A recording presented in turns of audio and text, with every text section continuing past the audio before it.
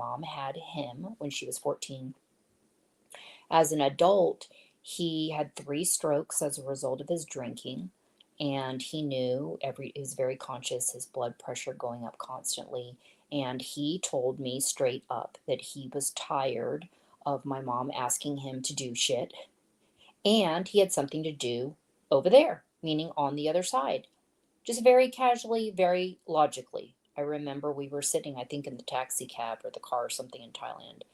And so I think it happened again, like he had another stroke. Sorry, don't if I don't remember all the details, but it was so long ago and we were close to a certain level, but not really. So that was really detrimental to my mom, along with her grandson.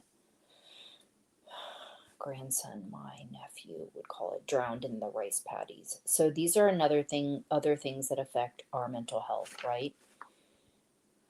That sometimes we never recover from.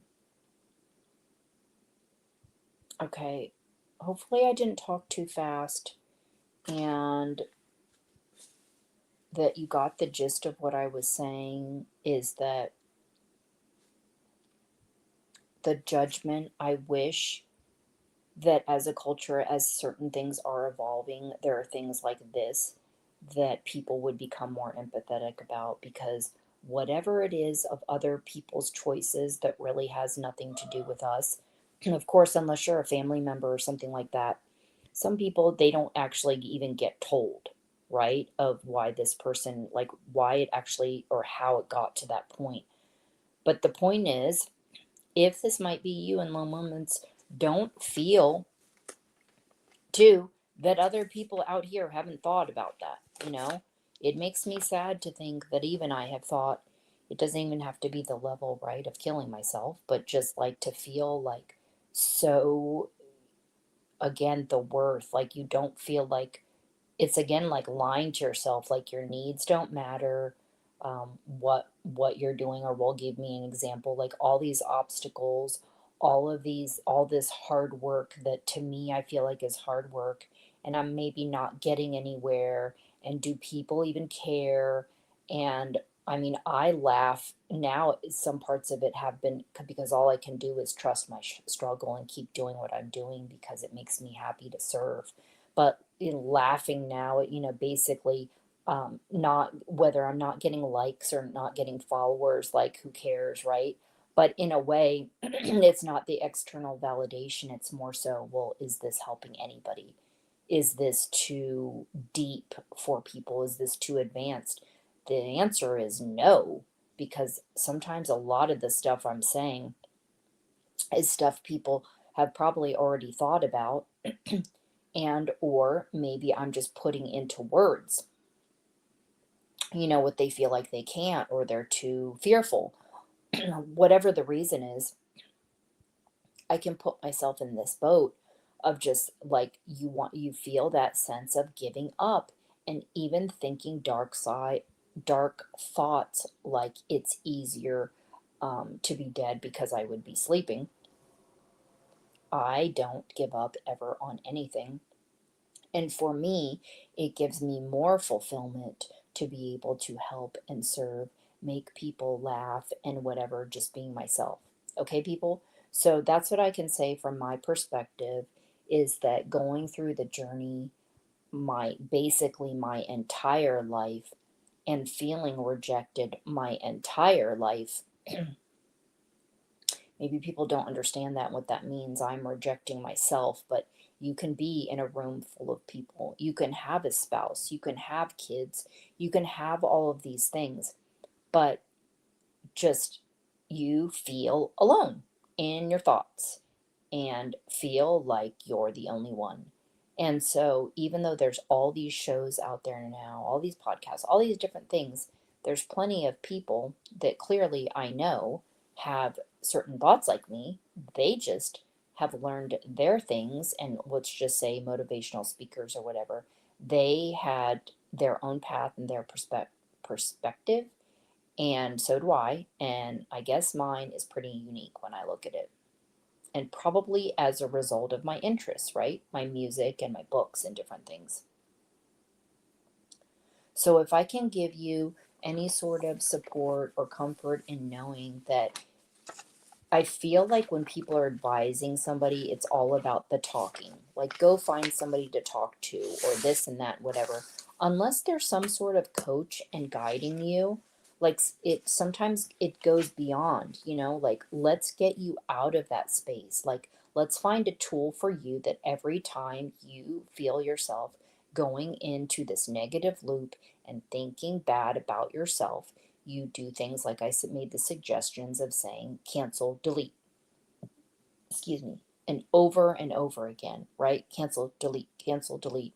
Have a word to replace it, like love or something else, right?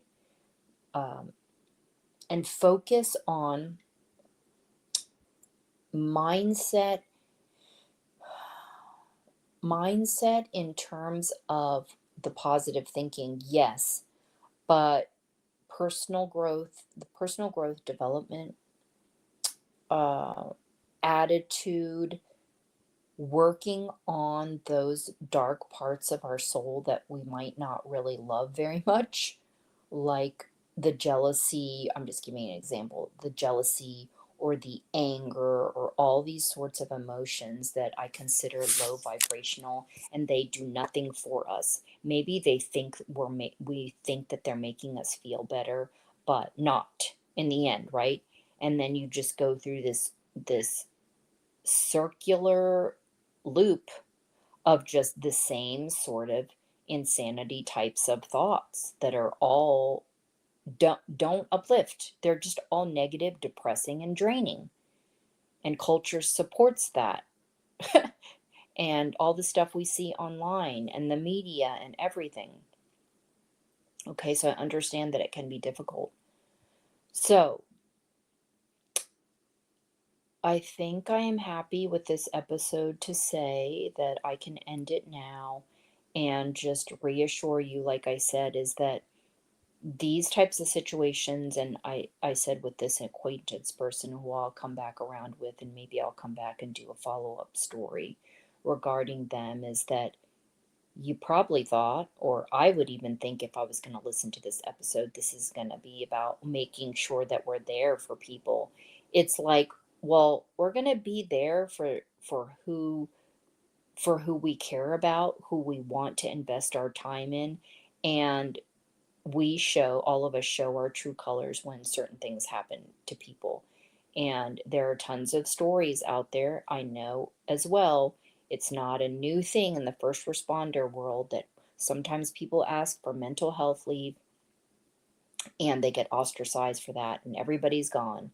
And again, right, you feel like this huge loss, which is an illusion. Yes, this is physical. You're not talking to them anymore, but at least you see that, I was going to say, the truest friends and the ones that love you will stick around. But there was probably some sort of huge lesson again on, you could go into all the bitterness and the everything of like people who aren't who you thought that they were.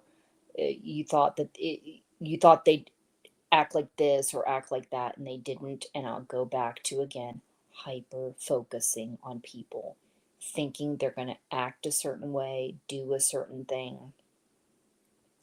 And again, sometimes we plan and hope and think your partner is going to be, will always be for you, uh, there and listening and all of this sort of stuff and support.